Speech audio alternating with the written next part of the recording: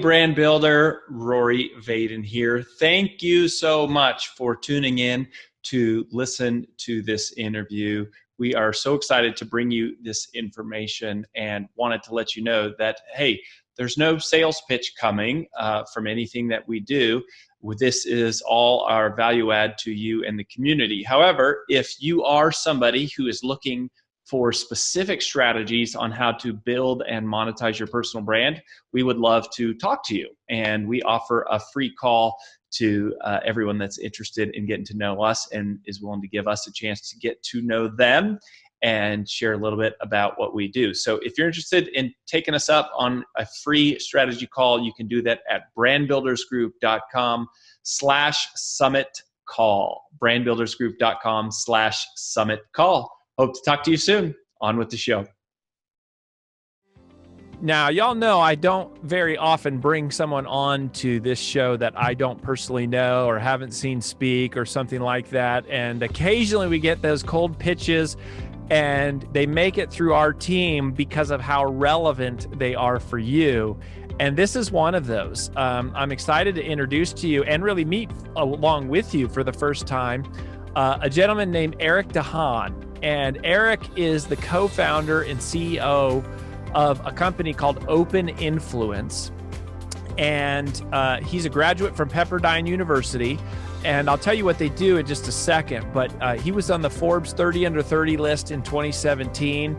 And his company's clients include people like Disney, Google, Amazon, Facebook, Intuit, Unilever, P&G, Coca-Cola, Pepsi, L'Oreal, Under Armour, and a whole bunch others. And so what he does is he's basically an ad agency. Now, his client is the company, but what Open Influence does is they source influencers to help place ad spend to help their clients accomplish their advertising goals. So he's looking for people like you, probably that are listening, to say who has the audience that my client is trying to reach, and helps to identify them, contact them, negotiate the deal, create the strategy, and just kind of oversee the whole campaign so that his clients spend their advertising dollars well through influencer marketing. So with that, Eric, welcome to the show.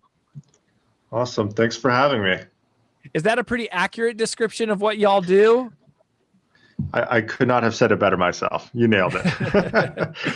Well, awesome. So that is so great. I'm so excited about it because I feel like this is coming up a lot for our clients. Some of our clients have really explosive growth where they'll, I think of one of our clients who went from 0 to 500,000 followers on TikTok within 60 days. And now all of a sudden she is like in this world of brand deals and trying to navigate it. And so I guess what I would love, like if I put my influencer, if I put myself in the shoe of the influencer, what I really want to know is, what do I need to know to help your clients be successful? What are you looking for, when you identify influencers? Kind of how do you go about it? And, let's just start with that. Yeah. So, like you mentioned, we represent the advertisers. And when we start off the process, it's really all about finding the right influencer for that campaign. And typically we'll work with, dozens to sometimes even hundreds of influencers on a given project. But we use data first and foremost to really find out who's the right match. And so we look at, things like follower size, we look at audience metrics, we'll look at impression rates as well. But also just what do you talk about and how does your audience engage, which is really the first and foremost, most important thing. Is when we're working with a brand, we want to find influencers and creators that, really just have an audience that will be very receptive to that kind of messaging, to that kind of branded content. And so we're looking at things like past sponsorships. We're looking at how your audience reacts to different subjects and different pieces of content. And so if you're an influencer, for example, we're running your videos and images through image recognition. We're seeing what's actually in the content itself. We're looking at keywords that you may be using, such as hashtags or mentions. We're looking at free-form text, and all this comes together to let us know, how does your audience react when you talk about a certain thing? Do they engage and lean forward, or do they kind of tune out? And one example could be like, you might describe yourself as a fitness influencer, but when you talk about yoga, your audience doesn't really engage, but when you talk about boxing, they really engage and lean forward, and they really engage in that kind of content, and that tells us you're going to be a much better match for a brand looking to talk about boxing, maybe like an Everlast, as opposed to an Alo Yoga or Lululemon. And so, that's sort of first and foremost, just really looking at the data and understanding that. And then in terms of what can influencers do or creators do to make. So hold on for a second. So I want to stick on the data, because we're huge data people, and we love data dashboards, and we love doing studies and all that. So how the heck do you know my audience metrics? Like, clearly you can tell audience size, but how do you know whether or not they're engaging and what the impressions are? Like, how do you see that as an outsider? Yeah, so some data we can't get as an outsider, and we only get once we start working with influencers, but we work with thousands of influencers a month, and so that gives us access to more of those lower funnel metrics. But at a high level, we're pulling a lot of data from a lot of different sources, from a lot of different platforms. We're marrying that with other data that we get from different data providers, and really, most importantly, most basically, you post a picture on the beach, we're looking at how your audience is, engaging. How are they liking that? Are they commenting? What are they commenting? So we're taking all that public information and we're putting that side by side. So we can say, when Rory post about, going surfing, his content does really, really well. His audience really engages on average, as opposed to when he talks about cooking, right? And so, and so these are just random examples, but which is not very often that Rory Vaden talks about cooking. I mean, let's be honest. I outside of like cheese, I'm not adding much value to the community there. Well, and maybe it could be entertaining if you do start talking about cooking. I'm a terrible chef. But my girlfriend gets a laugh out of me trying to cook. So clearly there's something entertaining there. So you're saying that you've got data sources like these kind of like aggregators or whatever. You're pulling those in, to your company. And then at some point when you research, you literally just go to the person's profile and like look and see, do they have comments? Do they have lots of likes and views and saves? Well, I guess you can't see saves. But is that what you're saying? Like, part of it is just looking at their profile? Well, actually a lot more sophisticated than that. So we're pulling information directly from the platforms. We're pulling information that's publicly available on the web.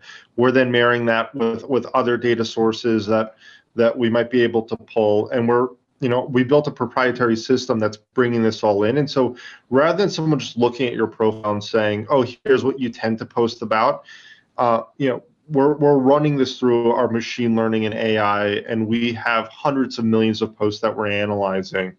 And so I could actually look and say, here are all the different keywords you talk about. Here are all the different, here's how many times you had a wine bottle included in one of your posts. Wow. Here's the average performance when you do it. Here's how you perform.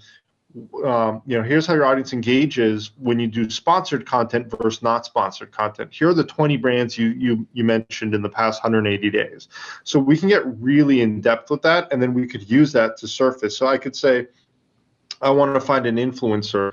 Coming back to the yoga example, I want to find an influencer that performs really well with their audience when they talk about yoga on YouTube and Instagram. And I could type that in. I'll find the people. I could sort that by engagement rate. I could sort that by number of posts. If we have the data, we can look at impression rate and or video views, and then we could say, okay, here are the people that are going to perform the best, and these might not be the people that are, when you think about yoga, they're not maybe the first names that come to mind, but these are the people who have a lot of influence in that category that you're not necessarily thinking of as a brand. Interesting. So, do you ever furnish that kind of data back to the influencers, or only when you contact them and say, "Hey, did you know that when you post about boxing, it's like your engagement rate is super high," or is that not really that you really only bring it up when you get into actively kind of, I guess, recruiting an influencer for a campaign? Yeah, so it's funny actually. We like all that data is pretty much brand facing. Like we don't, we're not necessarily going back to the influencers, giving them reports on their own accounts or on what we're finding. We're definitely letting them know, like, hey, we're working with you because of these different things, or, here's why we're engaging with you, or, but, one of the things we kind of talked about is like we're sitting on this mountain of information. And it's been pretty much exclusively used to be brand facing. We said, maybe there's something we can do that's influencer facing as well. So we're playing around with some ideas now, but whether it be to help influencers, proactively find the right brands to partner with, or just see what different brands are doing. Are there similar influencers that a brand's working with to them, which could be a good signal to say, okay, I should reach out to that brand. I could be a good match. So these are sort of the ideas we're playing with. But to be honest, we haven't really delved into that too much yet. Yeah. Well, that is interesting as a business idea, because it's like, I think there's 1,000 Fortune 1000 brands, but there's 2 billion people all trying to figure out what does their audience respond to, which is like the part that you really figured out. So it'd be interesting to see if that flips at some point to where you offer that. But so now let's talk about, so that's really cool. So you've got some different data sources you're pulling from, you're aggregating it in your own tool, and you're basically going, okay, Everlast hired us to do a campaign. We need to find all the people who have audiences that respond when it comes to boxing. You plug that in. And then if I am an influencer, do I just randomly get a message one day from, Eric or someone on your team at Open Influence that says, hey, we're doing a campaign for Everlast. You've been identified as someone, an influencer in this area. Like, is that how it works? Yeah, correct. So we, in our network, we have a lot of influencers that we've worked with before.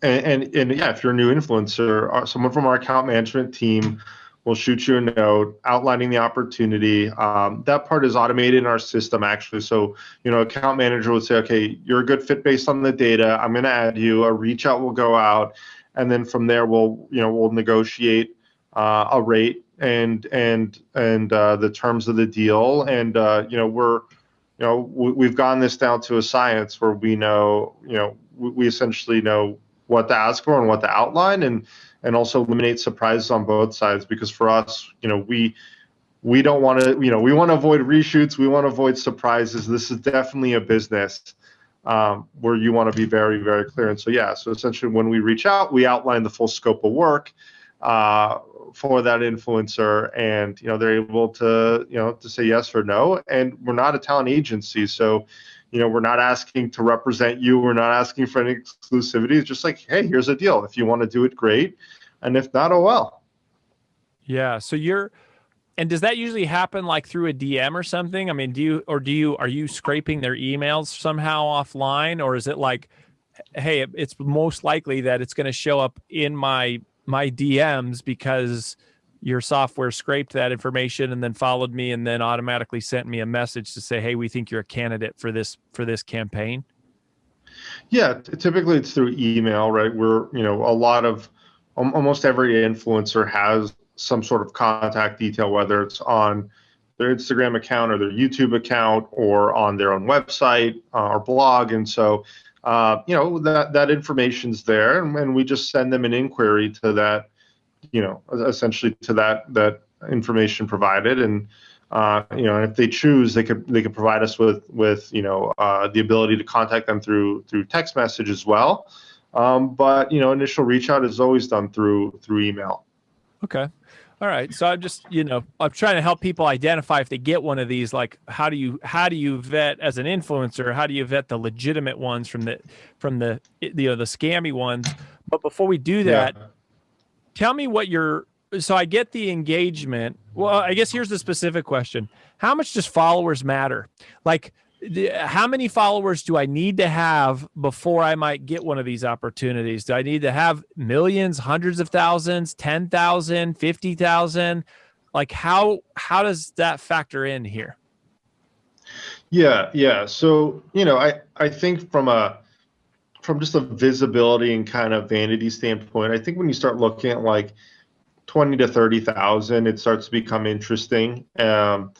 It really depends on what your niche is as an influencer as well and what you're talking about. So like you're talking about something really specialized, or you're doing something really unique like stop motion animation, having a huge following is not really as important. If someone's looking to access that niche, they're going to come to you because you're an expert in that.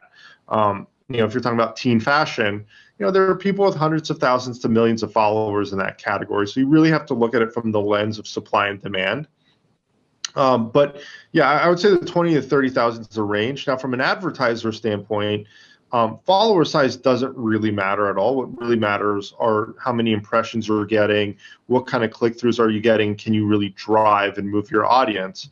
And sometimes that process is hit or miss, where you might think your audience will be a good fit for a certain product, but they end up not being, or a product you thought they wouldn't be a good fit for ends up you end up converting really well with. So it just really depends. But I think the key is to really just look at how many people are actually consuming that content and legitimately engaging with it, as opposed to just looking at follower count, because that could easily lead you to optimize for the wrong sort of things. Right. Okay.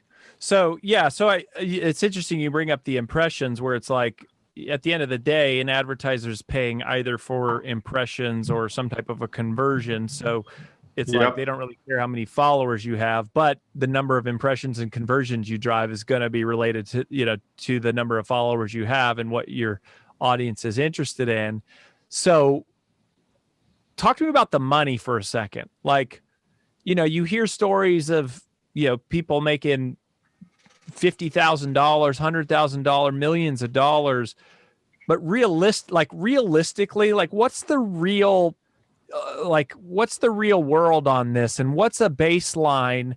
And you go, because the other thing that I hear a lot is it's like a lot of influencers end up doing deals for just like merchandise or product, right? And so they're getting free and they're not getting any money, and they're missing out on realizing, oh, actually my audience is worth something. How do you kind of like cost justify? How does the brand cost justify? Is there like any type of a rough standard or baseline you're looking for? Yeah, so there are a lot of variables involved with it, right? So you have to look at one, like the influencer size, and just the amount of impressions they get.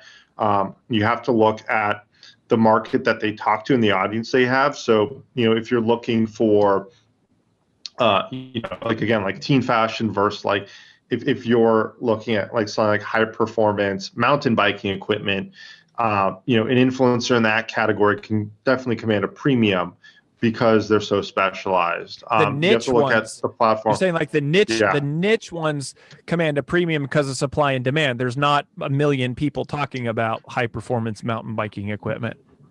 Exactly. And they're really focused, so they could really convert. And so brands know that if they want to engage with influencers, these are the ones that are really right to talking to that audience. And so, and then you have to look at like platforms, content formats, usage rights, exclusivity scope. So there are a lot of different factors to consider. And then also like bundling it. Like it's very rare that, you'll just pay an influencer for a one-off post.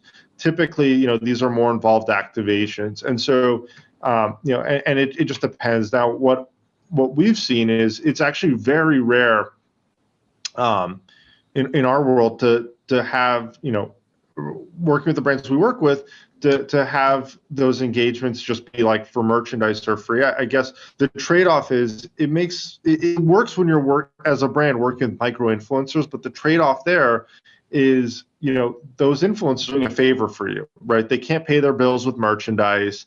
Like, Right. It's nice, but you lose the ability as an advertiser to really, essentially, set a schedule, set the terms, outline what you want from a content perspective. You can't really dictate and say, hey, I want the post to go live on Tuesday at 2 p.m. You're not paying for that post. You're not paying that influencer. They're doing a favor for you. And so, what ends up, hold on, I'm just going to pause my Slack notifications, right? So, you end up, it ends up just not making a whole lot of sense. Now, when when you're an influencer, you might do that because you have a relationship with the brand or someone, but ultimately, this is definitely a paid model. Brands are going to want to hedge.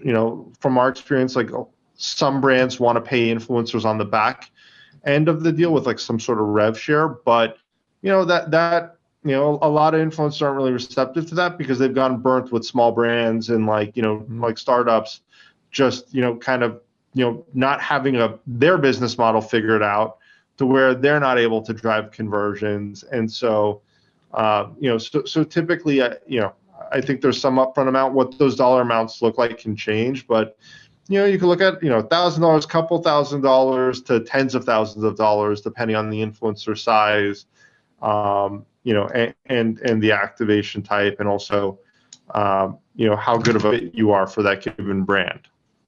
Yeah. So if let's say if you got 30,000 followers and maybe you are a fitness, person, and it's like, hey, there's a yoga campaign and they want you to do, like for a $5,000, let's say like a $5,000 deal, how many posts is that usually? Is a brand typically going to be looking for like 3 posts, 5 posts, 20 posts? I mean, I'm sure the larger the fee, obviously, the more posts they want and the more control they want, and that kind of thing. Yeah, look, they could be looking for 3 to 5. They'll look at like some stories typically, because stories are sort of your most transactional, cheapest form of a post, right? If it's TikTok is a little bit of the Wild West right now. It's pretty new, so that's a little bit all over the map. If it's on YouTube, that might be part of it, right? Where you're like saying, okay, I've 30,000 followers or 30,000 subscribers. From a story standpoint, might not be a lot, but if I'm creating a YouTube video that's really focused and it's a dedicated video, then a bulk of whatever fee I'm charging will go towards that. And then brands will run the assessment and say, okay, well, if you're working like a DD brand, they're going to look and see how that converted, right? If you're a smaller influencer, you're going to tend to fall in the realm of more direct to consumer type businesses that are looking for like a direct response to whatever you're doing. And so they're going to look at that and say, okay, well, we generated X amount of sales from that post. They might not break even, but they might be really happy with that because they understand that, as an influencer, one part of it's branding and, prospecting a new audience, and the other part is converting. Uh-huh. And would you, like, if you're dealing with a real, brand deal kind of a thing, do you typically deal in almost like kind of like a set type of cost per impression, where if you show up and you come to me, you basically have a budget in mind because you have the data and you go, okay, I think if Rory runs a post with a surfboard, we're going to get about this many impressions. And I know my client's willing to pay on average around, this much for a CPM or whatever. And so you kind of have a number that you're coming to me with to say, hey, Rory, this is what we feel like we want you to do for this many posts. Exactly. Yeah. So like we have, and we have a pricing model based on, tens of thousands of transactions per year that we run. And so, we're looking at that and we're saying, okay, like based on all these metrics, here's what we're, willing to pay for based on all these different variables. And, and we know this is competitive. And we also look at it and say, look, if everyone's saying yes, then it probably means we're too high. And if everyone's saying no, it probably means we're too low, right? So, we want to find a rate that's competitive for the advertiser, our clients, but, makes sense for the talent as well. Mm-hmm. Interesting stuff. It's so interesting, Eric, just that, this kind of, I don't know, 5-10 years ago, this was like only available to the biggest media companies in the world. And now it's just like, this is becoming an everyday occurrence for anybody with any, kind of reasonable following. Like if you've been dedicated to building an audience for a few years, you're probably going to be in this space, if you're doing it well and you're doing it consistently. I think it's fascinating stuff. Is there anything that you would say, this is kind of like a last question, in terms of mistakes that you see, let's say that influencers making consistently that either kind of ruin their reputation or immediately kind of like throw them out of your pool to either where you would never contact them, or, they say something to you early on and you go, I definitely know, this person's not a fit. Obviously if they're a total jerk, but like beyond that, are there any kind of like red flags or common mistakes you see that you go, man, this influencer just lost $5,000 because they didn't do blank? Yeah. So the metrics are the metrics, right? So we know that up front. We don't get hung up on that. What tends to really, kind of screw up a relationship would be things like just, being unreliable and unprofessional, changing scope midway through as an influencer, or like, not following through, or just in general being difficult to work with. Like ultimately, this is it is a people's business. We are, working on a piece of content together, and it's collaborative, and someone that's going to be combative and difficult and unreliable will just automatically, get put on our do not use list or do not work with list.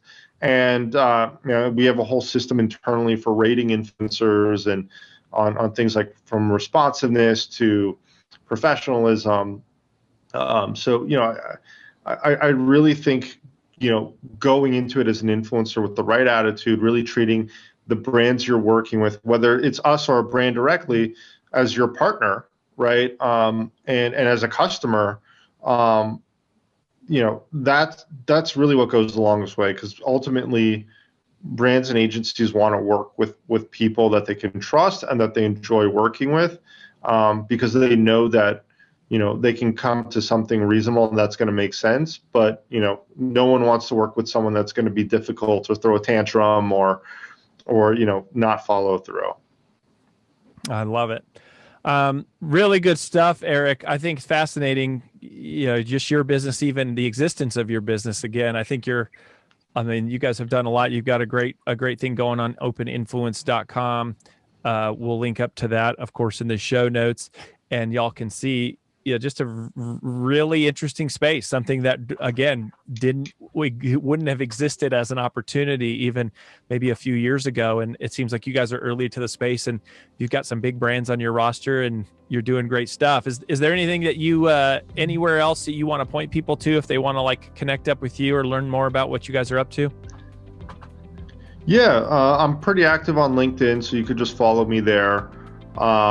And connect with me there, and same with Open Influence. You could we have a great content marketing team that's pumping out latest trends and insights and white papers on the influencer industry. So you can follow us on LinkedIn or sign up for our newsletter on our website, and stay tuned with everything, especially from a brand perspective. Love it. Eric Dahan is his name, Open Influence, y'all. Hopefully you have learned a lot. I know I certainly have. Eric, thank you for being here, man. We wish you the best. Awesome. Thanks, Rory. Appreciate it.